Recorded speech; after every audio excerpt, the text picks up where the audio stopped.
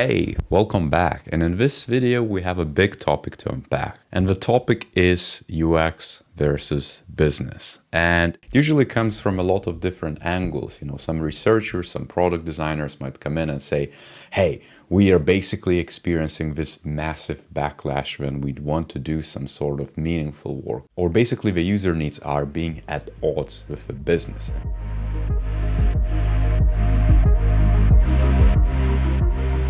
It's a root setting which impacts so many other problems we deal with in day-to-day scenarios. And of course, the only way to do justice to cover this is to spend a lot of time, produce a lot of videos and so forth. So make sure to subscribe to my other material because slowly I'm unpacking all of these issues and dealing with hopefully what resonates with you and your day-to-day scenarios so you can be much more empowered to deal with these situations. Now, today I want to share with you three very distinct and very specific frames of mind, the perspectives.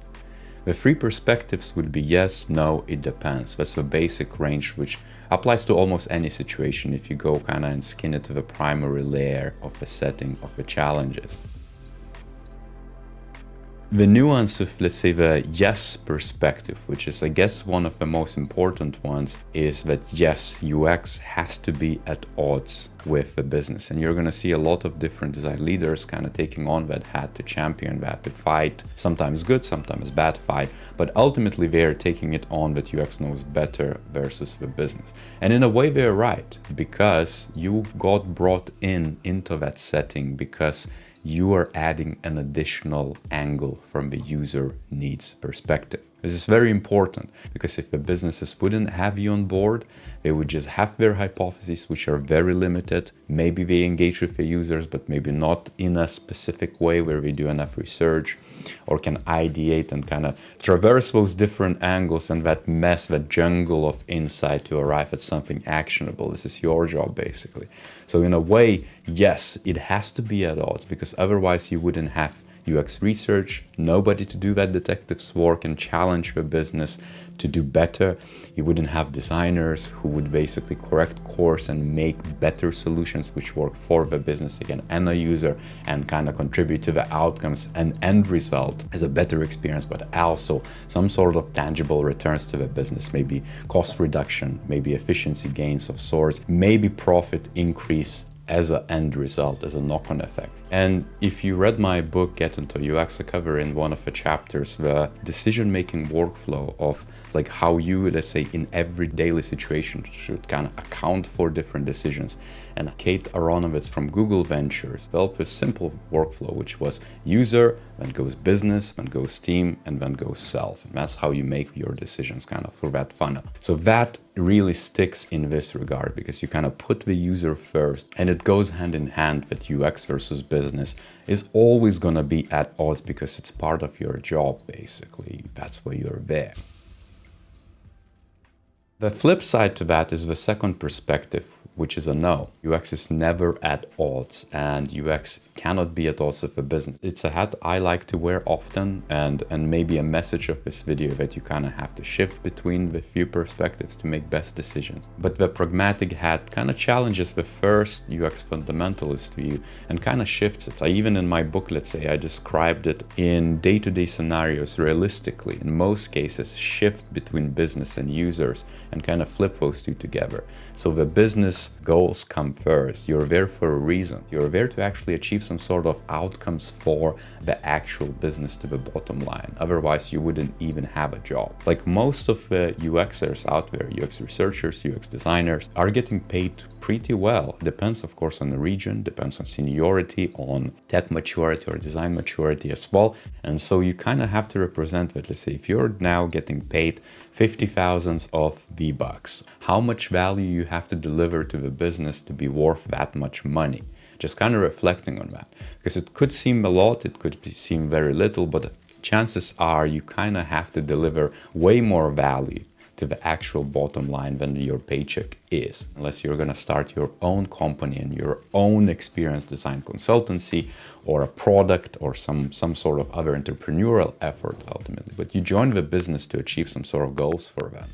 Majority of the teams out there, majority of the designers and product is really in that state where the business comes first, Then you go and do justice with the user side, and then of course challenge the business, very important.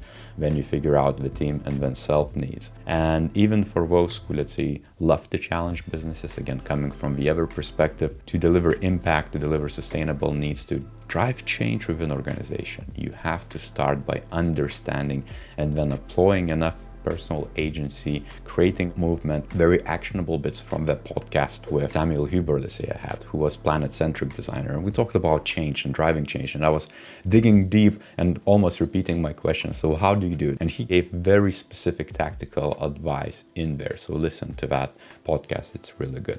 But even then, you have to start by understanding and creating that appreciation core, or what he called, I think, entrepreneurial core within the business, and joining different dots together. But you still start with what you have. It's not just I'm going to do UX and then see how does that kind of cater to the business needs. No, it's the other way around. And that's a perspective. Not to say that it's right or wrong, but that's one of the ways, and that's one of the decision-making models.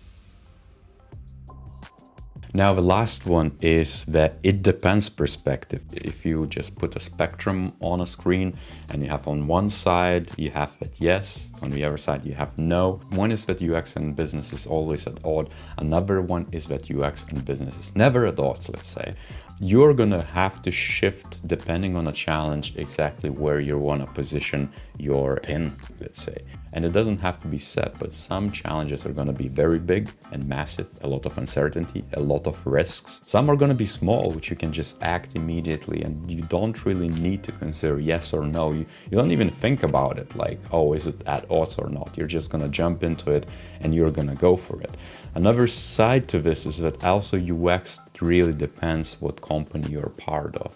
We have a lot of decision-making principles, frameworks, tools, methods, standards we want to employ through design operations, through design leadership, but it really varies. And the definition of UX changed for the last, let's say, decade or so massively. I think my first 5 years in UX was very clear that this is what UX looks like. Do we need research? Do we need product design? Does content is separate from product design and so forth?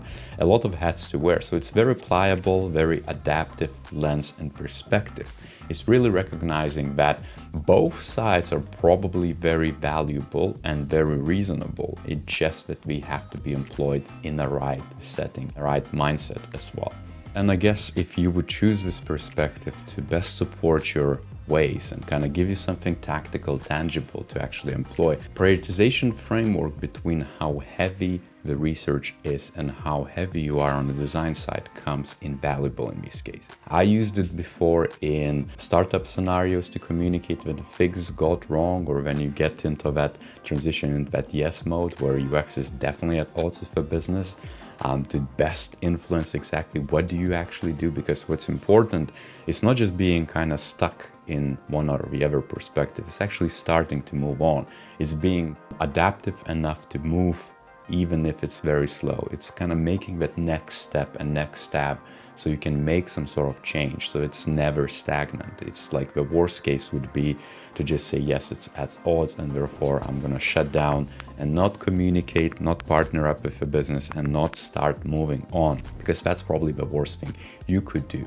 Again, I love going slow to go fast. That's, I guess, the bottom line for UXers who want to be effective, especially at leadership positions. You have to be reflective, but decisions have to be made very quickly.